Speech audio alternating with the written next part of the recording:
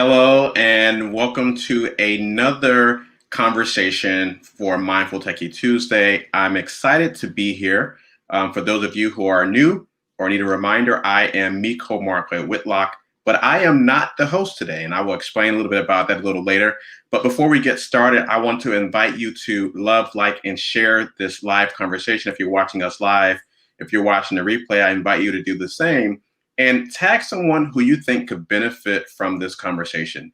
Today, we're going to be talking about something that's going to be really special as we wrap up our series this year, talking about how do we actually end the year strong. We know that this has been a tumultuous year, a really interesting year for many of us. How do we actually end this year strong? And how do we actually start next year stronger? That is the topic that we're going to be talking about today. And I knew when we had this conversation lined up that I had to have someone special to actually come and to co-host. So that's why I'm not actually going to be the host today. I'm actually going to put on my interviewee hat, and I'm going to invite my good friend and a mentor of mine, Amanda Miller-Littlejohn, to be a part of this conversation. She's an extraordinary brand coach. And so if you have questions about anything as it relates to personal branding, getting yourself out there, telling your story, she's absolutely one of the top folks that I recommend that you talk with. So with that being said, I'm going to turn this over to Amanda, let her tell us a little bit about her, who she is and why she's here. And then we're going to go ahead and get diving into today's conversation. So Amanda, take it away. Well, first of all, Miko, thank you so much for just the honor of allowing me to sit in the host chair for your series. I've been watching it and am so impressed by the powerful conversations that you've been hosting over these last few months. And it's really an honor to be here to close your season. So thank you, first of all, for that. For those of you who don't know me, my name is Amanda Miller-Littlejohn, as Miko mentioned, and I am a personal branding strategist and a messaging strategist for high achievers. And I run a company called Package Your Genius Academy. I have a book by the same name, Package Your Genius, as well as a podcast. And I'm working on some new ideas that I'll be debuting actually before the end of 2020. And I'll share a little bit about those, I guess, later in our conversation. But I'm excited to be here, excited to interview you, Miko. And, I've interviewed you a few times. So this is not our first rodeo. No. But I'm so happy because I just love talking about this with you. Like, I feel like you're one of the people that I always recommend to my students when they are trying to get focused and get intentional about how they use their time. You've really helped me prioritize and figure out how to better use my own time. And so whenever I see students who are struggling with trying to do too many things at one time or getting frustrated because they're not getting enough done, I always refer them back to you. So I'm excited that we get to have this conversation today. Well, awesome. Well, I'm looking forward to diving in, and welcome. I hope the host seat is warm enough for you. Yes. So I'm going to go ahead and just, drive the conversation since I'm the host, right? All right, go ahead, drive away. You can comfortable. You don't have to. You manage me. You can, you can sit back and just be the talent. Okay. So it's been a doozy of a year, some people would say. For some of us, it's been a great year, right? Like we were just talking about that. Yeah. How 2020 has blessed you. It blessed me as well. But how are you doing in the midst of a pandemic? How's your business? How's your life? How's your mindfulness as we kind of rush towards the end of another year? How are you doing? So all things considered, doing very well. So I know that there are lots of things that are happening out in the world, and certainly have been keeping in touch with that, with the clients that I work with, certainly making sure that I'm aware of, what's happening in the political environment, how people are dealing from a wellness standpoint, in terms of just being able to manage really the changing dynamics between work and life and play. But I've been very fortunate for myself in terms of things that are in terms of in my personal life, in terms of family and friends. Such a very, very good situation there. And also feeling just very fortunate and blessed that even on the work side, that I've been able to really leverage the work that I do to be able to support people in more effectively managing and really enhancing their well-being in what has been a tumultuous time, a time of uncertainty, a time of high stress and disruption for many folks. And you asked about my mindfulness practice, and one of the things that's really been helpful in helping me to move through this is actually to lean into that. In times of chaos and crisis, I've found that routines actually matter more.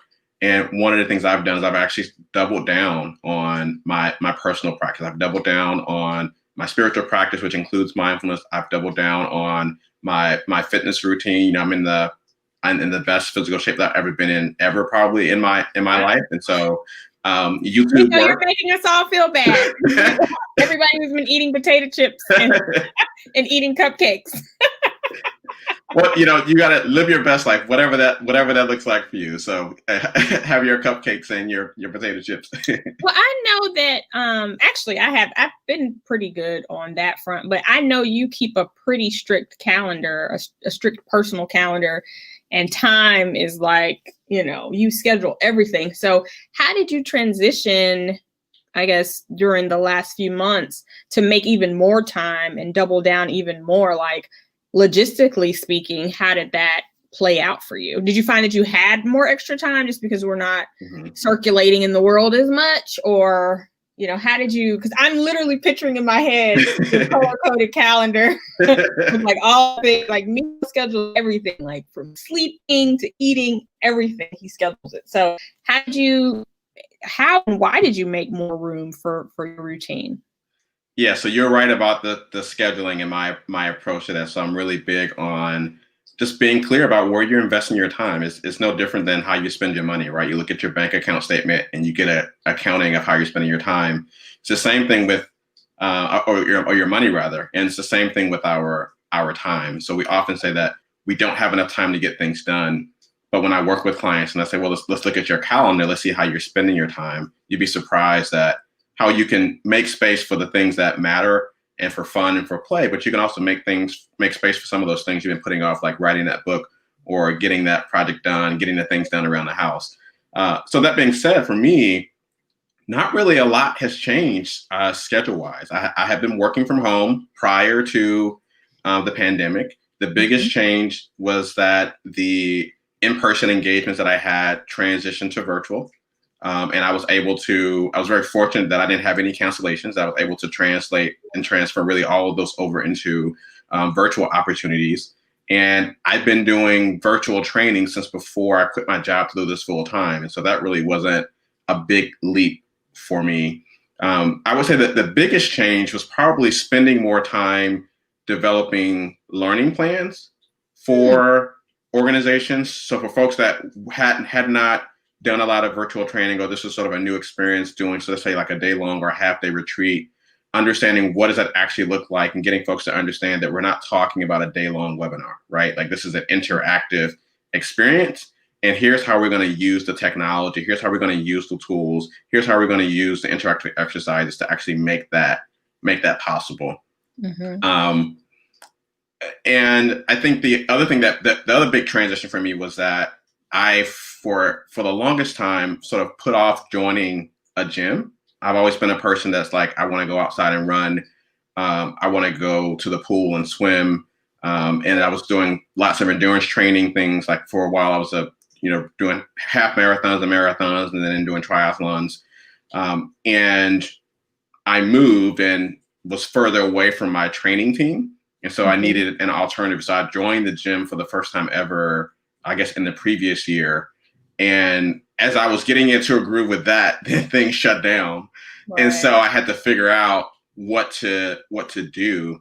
And I'm really grateful for YouTube. So YouTube essentially replaced my what was my gym time. And so I actually had more time because I wasn't spending time commuting because I work at home.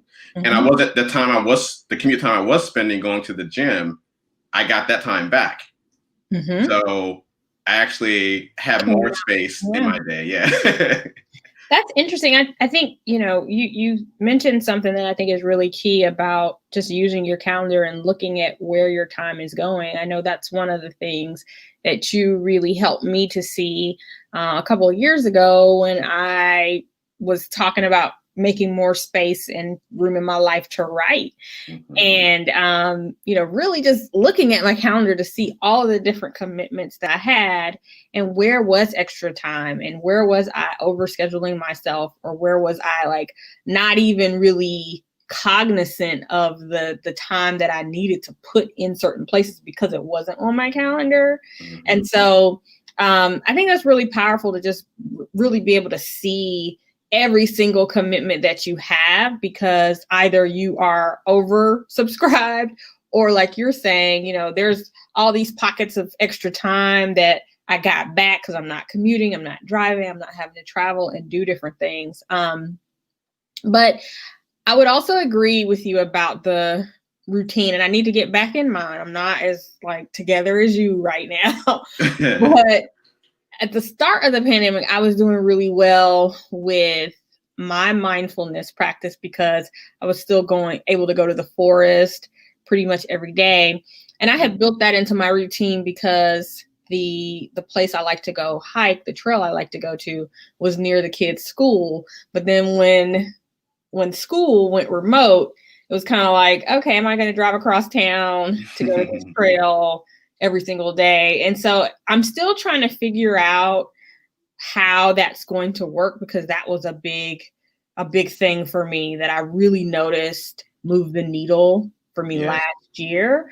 But what advice would you give to people as they look for new ways to just embed mindfulness in their routine, since you've said you've doubled down on it and you look great, you're glowing, we all want that Miko glow. So what can we do?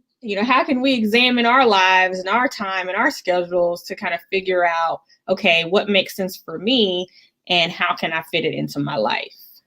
Well, the one thing I would recommend folks start with is just the recognition that we often default with our work to that being sort of the top of the list and that being the priority. And I'm not saying that work is that important, but when you think about you as a person and how you pour into yourself and feed yourself and nourish yourself, you can't give to your work your best if you're not your best. And so we have to prioritize ourselves. And so that being said, I think one of the things that's happened with the pandemic is most folks have said, or probably unconsciously in many cases, oh, I have more time now because I'm not commuting to the office. I can actually work longer and probably get more things done, right? And I actually recommend, I don't recommend that. I recommend that you actually reclaim your commute time for yourself, right? So if you were spending an hour and a half driving to work, and driving back home, that is an hour and a half that you can reclaim for yourself to create something like a start and stop ritual for your day. So for most folks right now, probably what's happening is they roll out of bed, they're grabbing their phones, their tablets, their devices, they're checking the email, social media, probably grab a cup of coffee, and then they're off to the races in terms of going down the rabbit hole of work, right? And that's what we're doing. Yeah. And so, but the beautiful thing is that we actually have, to the conversation about the calendar, we actually in some ways have more time. And so we can actually reclaim that time. And that requires us to, number one, just raise our awareness about that. And then number two, to be able to articulate those boundaries to our loved ones, and because many of us are working at home with our loved ones, right? We're taking care of our children, we're with our partners, we have probably taken care of parents or older relatives. And so being able to set those boundaries with you can do this as a family as well. So encourage everyone in the family to figure out how they're going to reclaim their commute time and how they're going to start their day. And then how are you going to shut things off, right? So what does a shut off look like at the actual end of your day, right? So what does that actually look like? Is dinner time going to be the time where we say, okay, as a family, we're going to have, no matter what, we're going to have dinner at 6:30 every night, and that's going to be the cutoff time. So whatever you got to do to get your stuff done before then, make sure you do what you have to do before then, you know. So those are just some thoughts about that. But the big idea there is to reclaim your commute time. It's yours. I love that. I love that. And I think, kind of in line with that, I've thought a lot about the gifts of the pandemic and what it has given me personally, and what it's given my family. And similarly, that commute time, just taking the kids to school, the travel time was pretty significant, but I always saw that time as my kind of time with them. So in the mornings and in the evenings, I really wanted to catch up on what's going on. It was just a chance to talk because they have a pretty long school day. And then at the end of the day, they've got homework and piano practice and, chores and dinner and bath and all of that. So there's just not a ton of time where you get to see your kids. And, having everyone working from home, schooling from home for us has really given us new little pockets of time to just reconnect and chat, even if it's just 10 minutes between classes or on one of their little lunch breaks. They'll come visit me and, I'll talk to them, and it's nice. And so I encourage people to just really look for those silver linings of what they're getting the chance to do. So like you said, you no longer have to commute. So take that time back for yourself. And when it comes to, the people around you, how are you able to do things? What conversations are you able to have that you normally wouldn't be able to have until the end of the day or the weekend, if then, because everybody's so busy. Yes. I want to be a good host and keep us on. Okay. So we're talking about finishing the year strong. And I think, it's a different type of year. Obviously, Yes. 2020 has been much, much more dynamic in many ways for many people than years past. So what would you say is different about ending 2020, and what are some of the barriers that you see to people ending this year strong? And how can we get ourselves together so that we can, bring it to a powerful close? Yes. I think in many ways, 2020 isn't much different from previous years. Okay. I think the biggest thing has to do with our collective reaction to all the things that have happened, right? And that has resulted, I think, in many people seeing it as a year of sort of disruption with no silver lining, right? So this idea that 2020 is canceled. And one of the things that I have been sharing with folks is that 2020 is not canceled, and that disruption and change is just a natural part of life. And perhaps we can have a discussion about how the change we've experienced this year ranks in comparison to in previous times of our life or in history. But the truth is that when we experience any type of change, it's always an opportunity to press pause and to really ask some fundamental questions about, okay, well, so this thing happened that's probably taking us off course or caused us to come to a stop for a moment. Does this mean that my original intention or my why, does that mean that has changed? Or does it mean that how I get there has changed and I need to go back to the drawing board to create another plan? Or do I need to pivot and go in a different direction altogether? So it's always, when we're experiencing change and disruption, an opportunity to ask those questions. And so when we talk about ending 2020, the question I would ask folks is, what is it that I set out to do at the top of this year? And where am I in terms of my progress toward achieving that? And it's okay for us to be honest with ourselves if circumstances of 2020 have gotten in the way, right? Maybe you are dealing just mentally and emotionally, you're just all over the place. So maybe you were initially all over the place, and that is a very real impact. I think we can acknowledge that, right? And there's power in that acknowledgement. But once we acknowledge that, then we have to ask ourselves, okay, well, what do we do now? What is the next step? How do we get back on track? And as we begin to shift into that, that helps us to think about how can we salvage the rest of the year, and how do we set ourselves up for an even stronger year as we move into 2021. I love that. And just the idea of 2020 not being canceled. When the pandemic first hit, I remember just kind of freezing because it was such a stressful time. I didn't really know what it was going to mean for my family, for my business, for my clients. And pardon me, I have an eyelash in my eye. All good. Yeah. We, as kind of a business community, my students, some of the students that I was working with, I just started a pretty in-depth program, literally maybe 2 weeks before things started to heat up. And it was crazy, Miko, because a number of the clients who were in the program, and they had signed up for a pretty significant investment to work with me, just immediately, began reporting lost income, lost projects, lost speaking engagements, hundreds of thousands of dollars just gone in bookings for 2020. Mm-hmm. And it was one of those moments where, it was like, okay, either we're just going to say we give up and we throw in the towel, or we're going to figure out how to make some things happen. And I'm just so incredibly proud of kind of that group that came together, because we supported each other, in the community, in the program.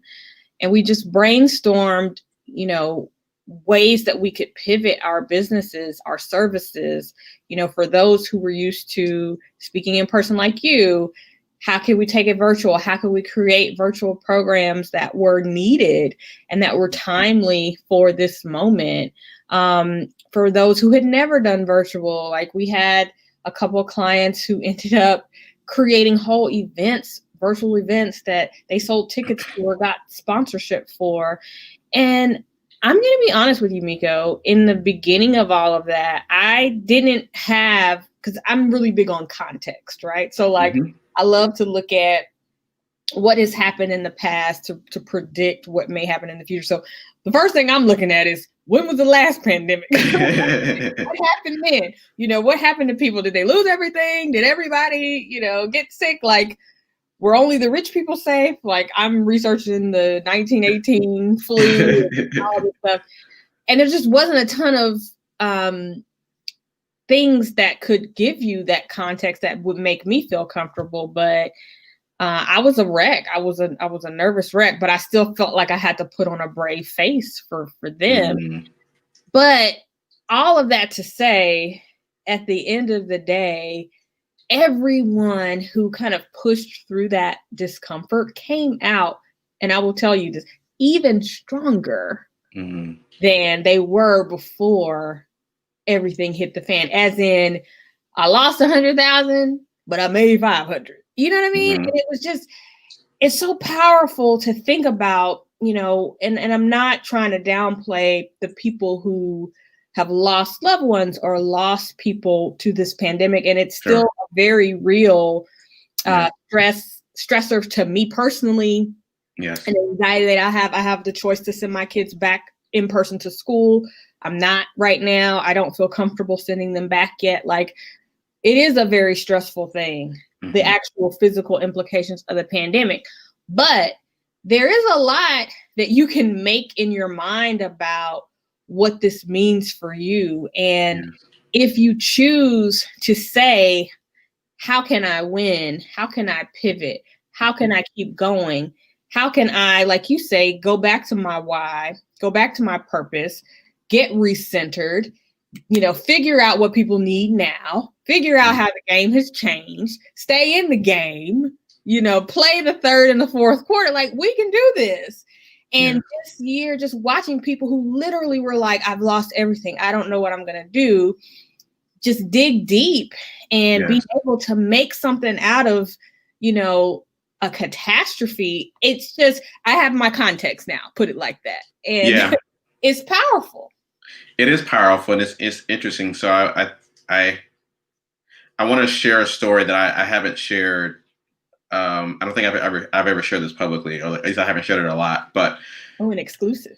You talk about the things that happened to you, and I had an experience that I describe as one of the best worst things that happened to me. To make a long story short, many years ago, I was walking home from the metro after work, and I was physically assaulted. And as a result of that, I was hospitalized with, severe head trauma, and the doctors don't understand how it wasn't worse.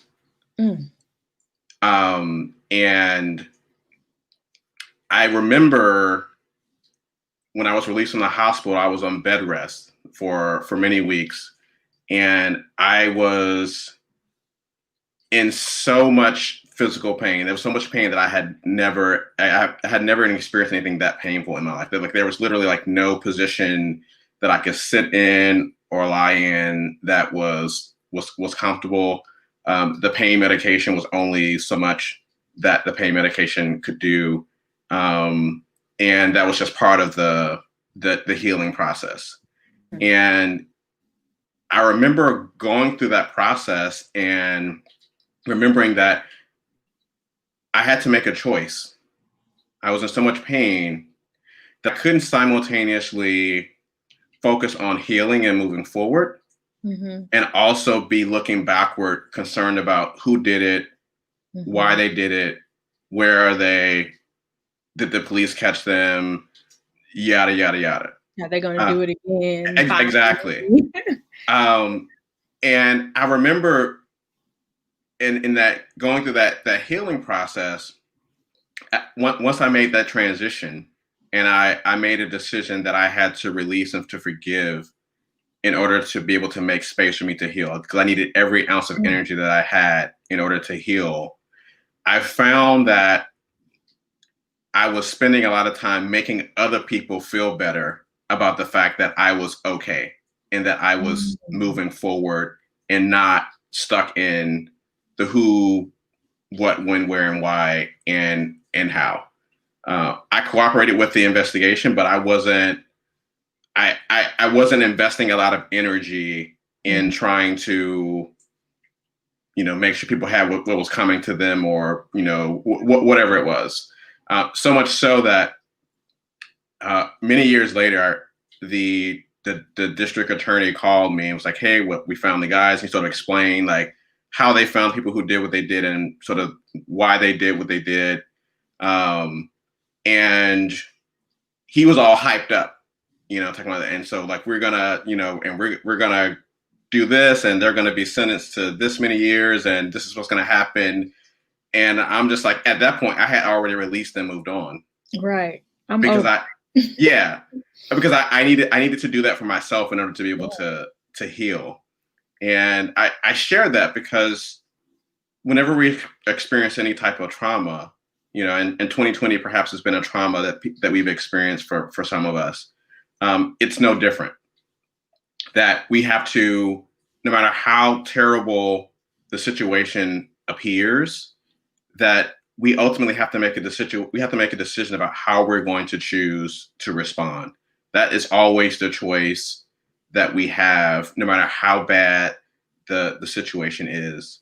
And one of the things that I learned from that situation, what I call one of my best worst things that ever happened to me, was that power of resilience.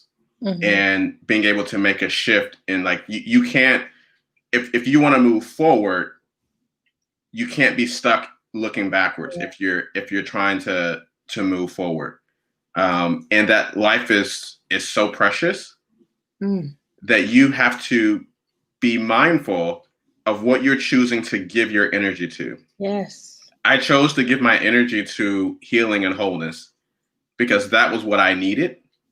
And I don't know what was it that spoke to me, but I don't know. I had this sense that if I didn't do that, that I wasn't going to get up out of that bed. See, Like I wouldn't be here.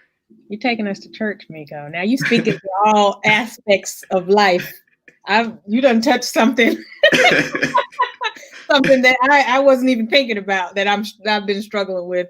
But you're right. And it's like you physically cannot move forward and make progress if you are taking one step forward, taking a step back, taking a step. You're not gonna get anywhere. Mm-hmm. And so it's like, which one are you gonna do? Yes. Which one are you gonna give your energy to? Yes. Which direction are we going?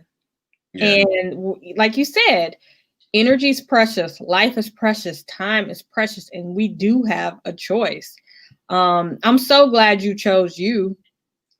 I really am, because just think, we probably wouldn't be sitting here having this conversation had you just given all your energy into vengeance and, making sure someone gets what they have coming and neglecting yourself to do that and to make sure that happens. So it's so true. It doesn't always feel good in the moment, and it's not always like it doesn't make sense. We lose people and we want to just kind of be where we are in our grieving or our mourning, or we lose clients and we just kind of want to be in our grieving and our mourning. But it's like life is generous and regenerative if we're still in the game of living. If we're still among the living, there are new things that can be created, new relationships, new life, new clients, new resources. And I think if we have that gift to still be here, and we can reframe our perspective, it's all there for us if we're just open to it. Yes. And I remind people that, on this theme about 2020 not being canceled, that your why hasn't changed, but your how probably has as a result of 2020.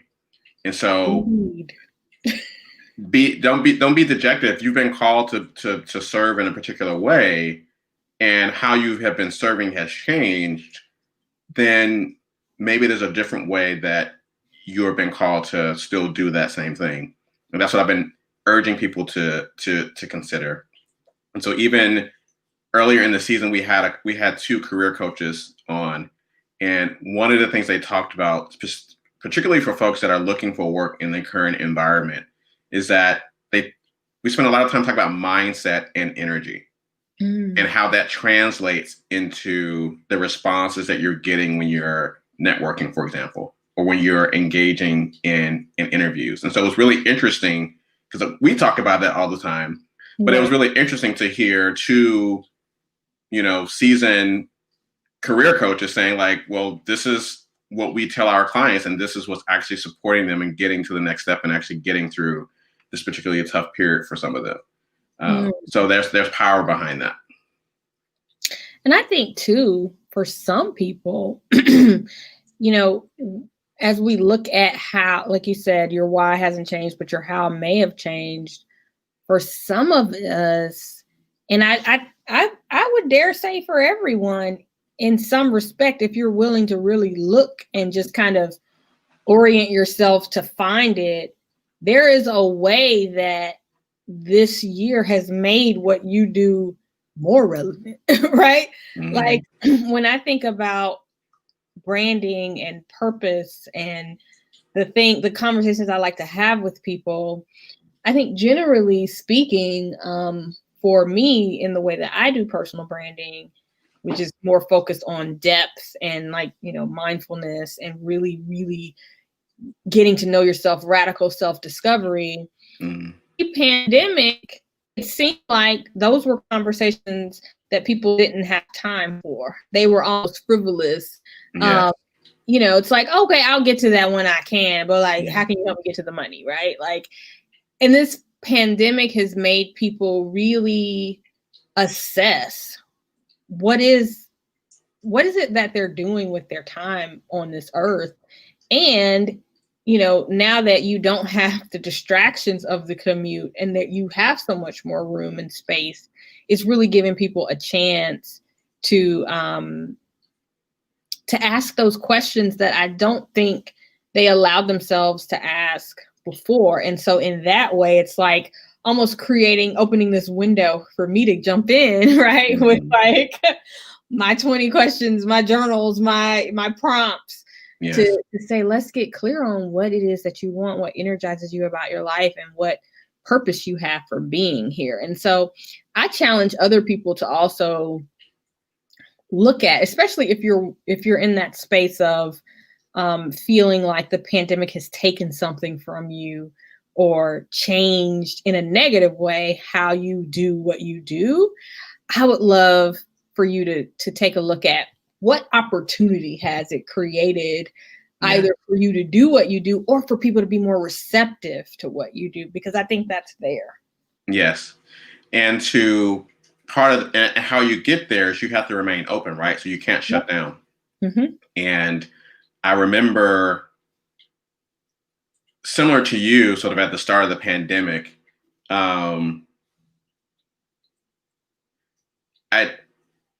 I saw the other side, but I didn't see a bridge for getting there, right? Mm-hmm. But I've been there before. Right. I've been there many times before. Like I didn't see it when I was lying in the hospital bed. I didn't see a bridge, but I knew what the outcome was, if that made any sense. Yeah. When I quit my job to start this business, that was another one, right? Yes. Yeah. And so the pandemic was another one where it's like, well, I've been here before. Mm-hmm. I hear the noise out in the world. I see how people are responding. Yet I know that what I have is of value, and perhaps even of more value. So I'm going to keep moving forward, and in that forward momentum, the steps start to be revealed, if that makes any sense, right? So it's Absolutely. Like if you're in your head standing still and you're like, well, what do I do next? It's like, well, you're not gonna be able to figure it out from that place. Exactly.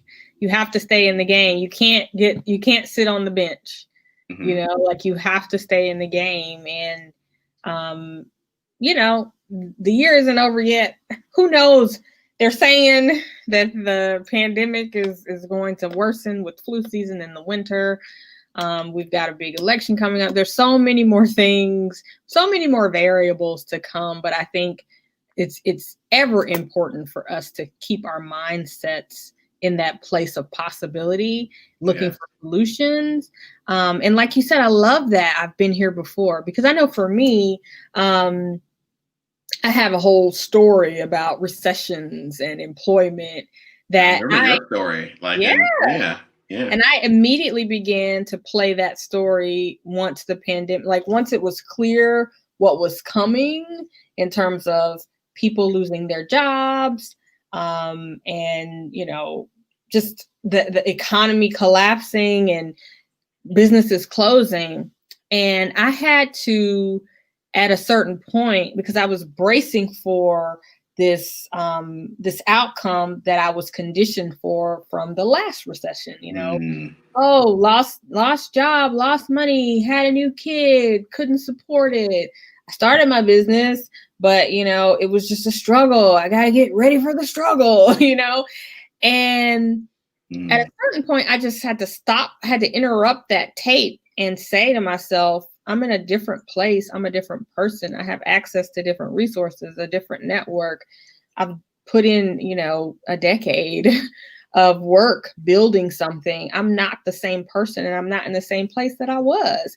And so I can't expect the same outcomes or the same circumstance that befell me then, you know. Yes. But I think it's so easy, like you said, when you're triggered by something, that trauma response jumps in. And I had mine too, until I had to kind of talk back to it and say, okay, yes, that's what happened then, but today is a different day. Yes, this is tragic, but you have all of these new options that you didn't have then, all these new relationships that you didn't have then.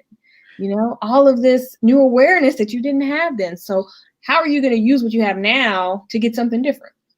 And I love that. So, and if there are many ways to do this, but mindfulness in particular allows you to pause and to really welcome and to acknowledge those thoughts.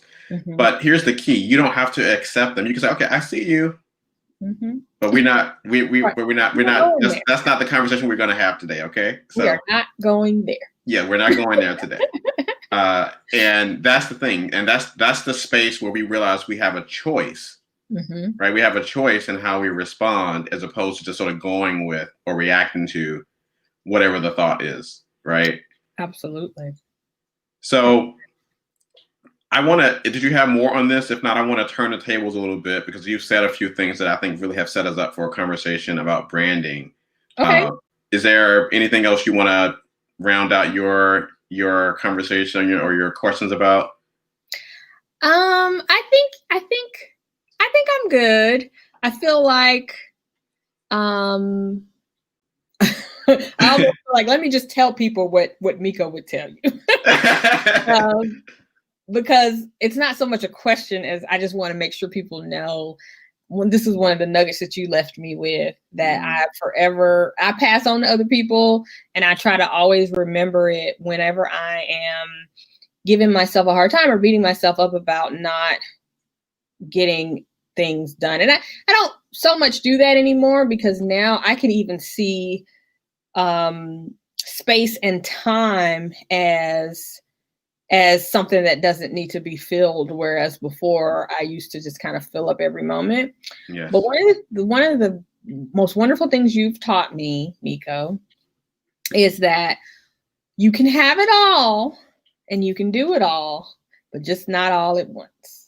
And I remember when I was kind of doing some quarterly goal planning with you, and I think I had maybe 5 goals that I wanted to work on.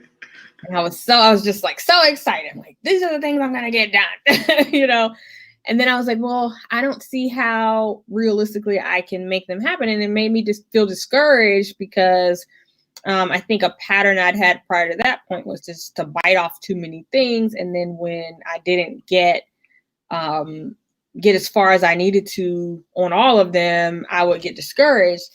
And I remember you told me that I could pick 2 things to work on now, and I could work on them for this quarter. And then in the next quarter, I could do 2 other things. And then the next quarter, I could do, 2 other things. But like, I can't focus the energy and the time that I need to focus to make something happen on these big projects if I've got 5 going at once. Just pick 2.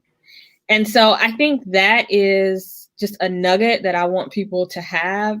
Yes. I know the 4th quarter has already started, yes, but we still have a good bit of it left.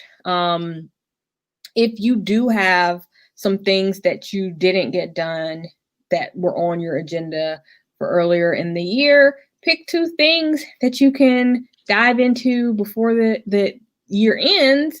And then when we start 2021, put another 2 things on your agenda for that first quarter, but like, pace yourself. And I think you'll see you get a lot more done, and you feel a lot less burnt out, less stressed, and you have the room and space for all the other parts of your life. So that was Miko speaking through it. Well, I couldn't have said it any better, and I'm glad you shared it. Sometimes I forget sometimes things come out of you and you don't remember, or you don't recognize the impact that it had on someone. So I appreciate you reflecting that back. And I think something else I would add to this is, as you were sharing that, I was thinking, because 2020 has been such an extraordinary year for folks, that I think it's also the case that, going back to the very real impact that it's had for folks, if you need to quote unquote declare bankruptcy in some area of your life, that's perfectly okay, right? If you're just able to, I wasn't mentally, emotionally, whatever, ready, willing, and able because of whatever. You give yourself permission to either come back to that project later or just take it off the plate altogether, right? So if you determine that, it's no longer relevant, circumstances have changed, you can absolve yourself of that and not feel guilty about it and just chalk it up to 2020. And that's perfectly okay too. Chalk it up. Agreed. Yes. So branding. So we're going toward the end of the year. We're moving into 2021. I feel like you've said a lot already about mindset and thinking through what you offer and how you can offer it in the current environment. But I wonder if we could go deeper into that. So we're moving toward the end of the year. Let's just back up a bit and talk about what would you say with the folks that you're talking to right now? What are the maybe top one or two challenges or issues they're dealing with when they think about branding right now in the current environment? What are you having to help people with right now? I think figuring out what they want to be known for in this moment and moving forward. I think a lot of people are finding the courage to do something different right now. Mm-hmm. This year has opened our eyes for better or for worse. So whether you have suffered a layoff or you've lost loved ones and you just are really clear to the fragility of life and to the temporary nature of our time here on this earth, and you realize, okay, if I'm here and I'm healthy and I'm whole, I want to be spending my time doing something that's meaningful to me. Yes. And so I think a lot of people are finding themselves at a crossroads where they want to figure out a new way to use their gifts. They are gathering up their courage to finally step out, do something entrepreneurial, or switch jobs, or look for a new line of work because they may have lost a job.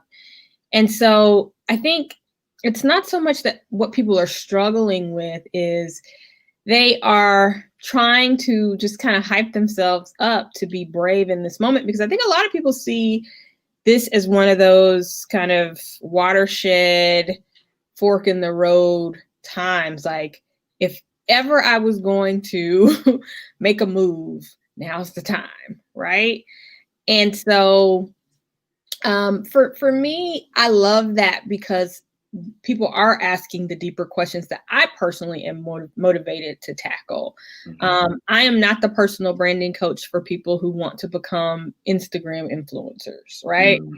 Who want to just make money promoting flat tummy teas or what have you, mm-hmm. and using their likeness and their ability to take beautiful photographs.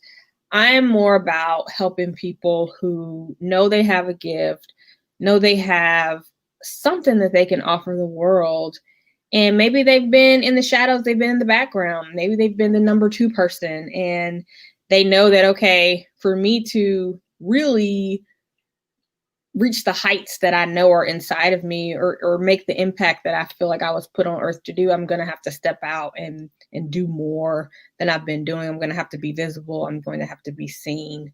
And so I think people are really wrestling with that. Like, am I going to, put myself out there? Am I going to be who I want to? Am I going to answer the call? That's really what it is. And so it's kind of spiritual, honestly. It's a spiritual moment. Am I going to bet on myself? Am I going to go all in, or am I going to fold? Am I going to accept that half of my business was wiped out? Or am I going to listen to Amanda who's hyping me up?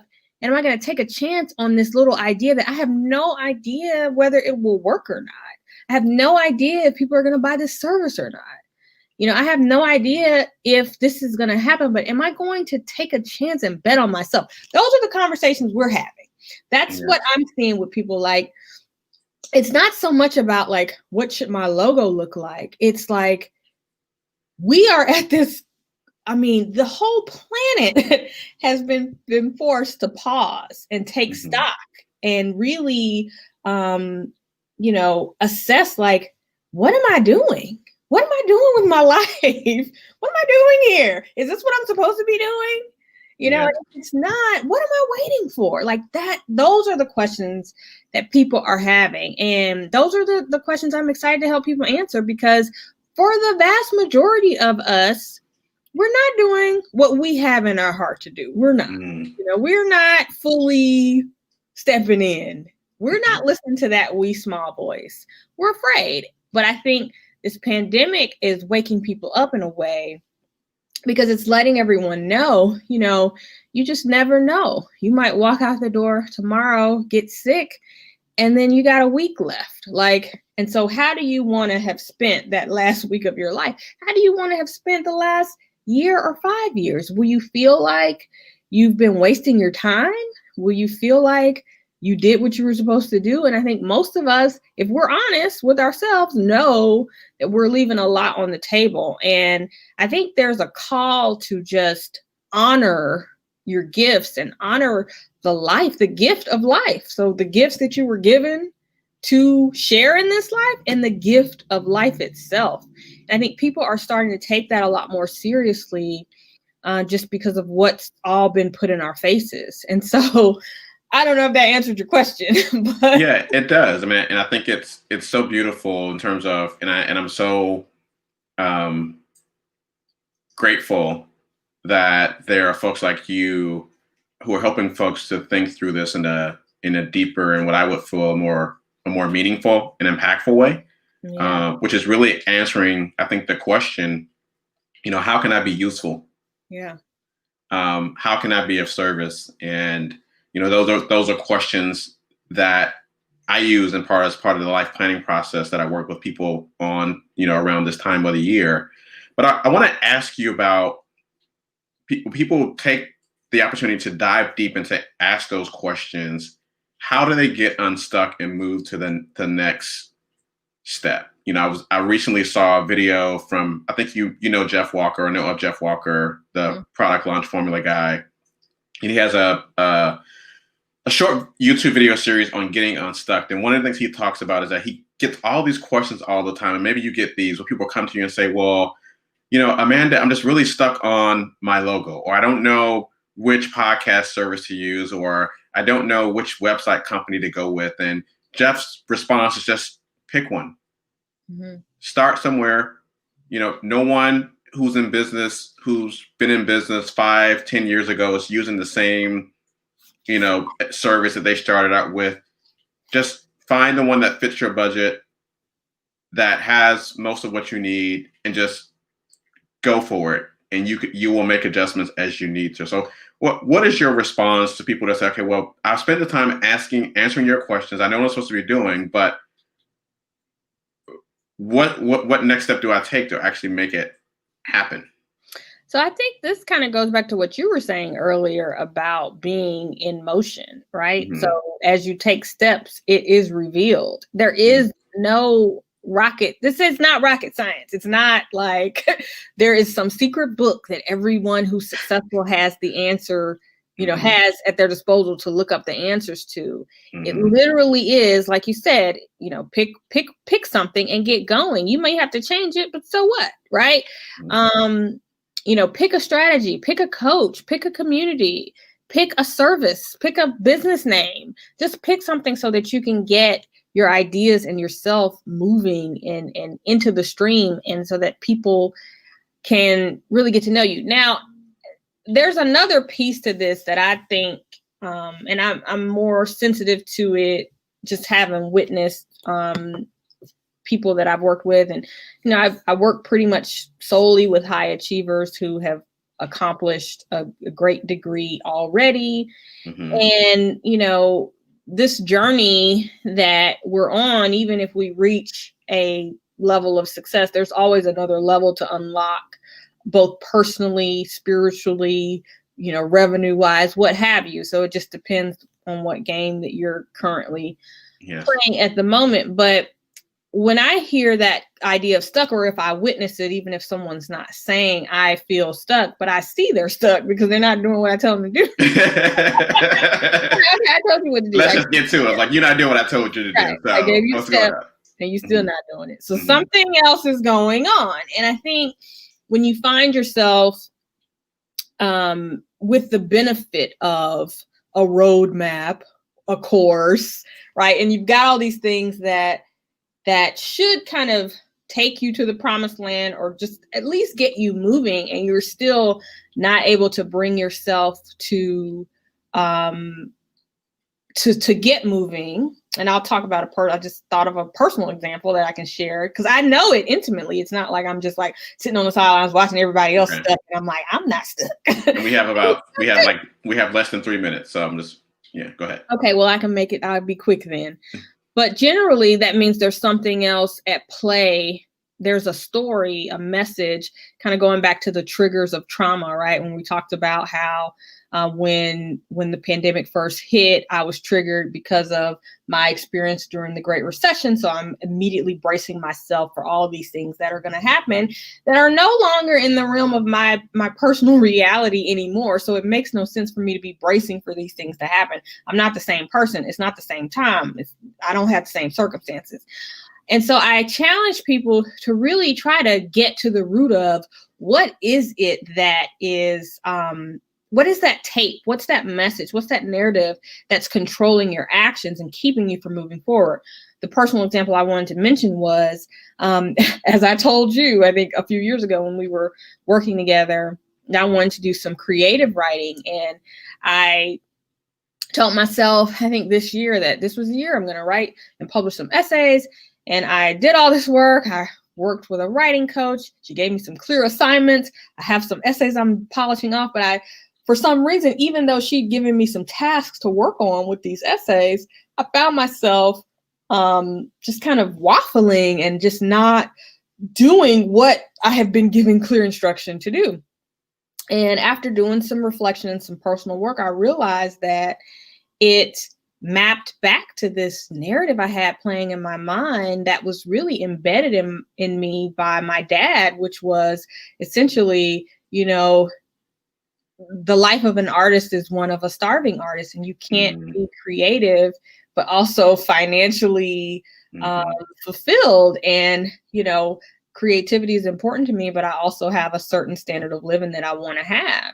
And I realized that I had been living my writerly life from the vantage point of, I can't really take this seriously because it won't provide for me, until I realized that that is a fallacy. And I owe it to myself to give this writing, this work, my all, because I have a whole safety net. I have a whole universe of things that's supporting me financially. I have a great business that fulfills me and that I love. I have a partner who does well. We have our needs met. So with all of that out of the way, why can't I write? And I realized it was just that story. So that's what I would tell people, is just to think about, what is the message that's playing beneath? What's the junk that's playing beneath that's keeping you from moving your feet when you know what you're supposed to be doing?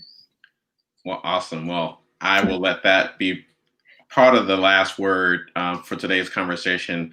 I want to thank you so much for being such a good host for today's conversation. And I want to ask you, as we wrap up, just really quickly, maybe 20 seconds, if you could leave people just with one nugget, one final word, what would that be? Answer the call. You know what it is. You know it better than me. You know what your call is for you, and no one else can tell you what that is. And you know if you've been denying it and ignoring it. And I just challenge you and want to give you courage. I don't know anyone who has taken the leap to answer that call that has been disappointed. So just try it. Awesome. You heard it from Amanda Miller Littlejohn. We'll make sure you get her information. How can people find you really quickly? You can find me. I'm everywhere. Just Google me. Amanda Miller Littlejohn. I'm here on LinkedIn. So go to my sites. Okay, awesome. And Package Your Genius is her program. It's her book. It's her philosophy. It's her framework. I have copies of it that I've bought and given away. Highly recommend it as a starting point if you're looking to know where to start when it comes to branding. But I want to thank everyone who tuned in for this conversation, whether you're live or you're watching the replay. And I want to invite you to, again, to love, to like, to share this conversation, tag someone who you think could benefit from learning more about how we can actually end the year strong and set ourselves up to start the year stronger. This has been Miko Marco Whitlock, and it has been my honor, it's been my pleasure to guide you through today's conversation series. Thank you.